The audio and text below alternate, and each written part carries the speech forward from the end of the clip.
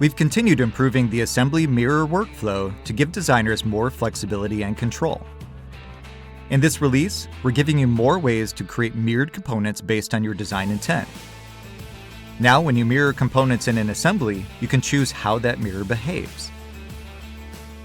You can keep the mirrored component associative with the original, create a mirrored copy with the link broken, generate a new file using Save Copy As, or mirror the feature tree of the component itself. You can also exclude specific components from the mirror operation when needed.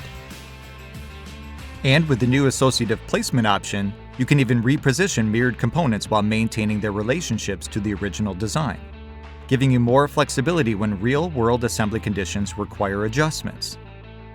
Together, these improvements make their mirror workflow far more adaptable, helping you to create mirrored assemblies faster and with greater control.